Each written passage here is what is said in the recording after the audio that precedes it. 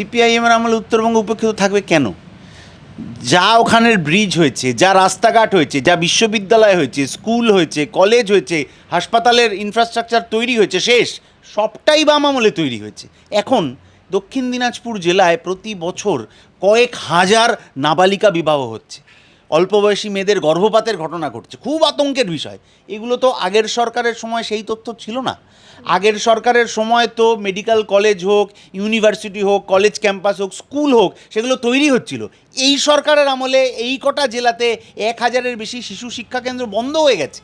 ফলে কোনো একটা প্রচার মিডিয়ার মাধ্যমে বিভিন্ন কথা যেরকম চলে আসে না, তো সেই রকমই প্রচার চলে এলো যে সেই সময় উত্তরবঙ্গ উপেক্ষিত ছিল, এখন ওই যে বিজ্ঞাপনে সরকার দেয় আর কি, পাহাড় হাসছে অমুক তমুক। তাহলে কোন মানুষটা হাসছেন? পাহাড়ে শুধুমাত্র, পাহাড়ে বলুন, সমতলে বলুন, উত্তরের ওই জেলাগুলোয় শুধুমাত্র দল বদল করা লোকজন যারা আছেন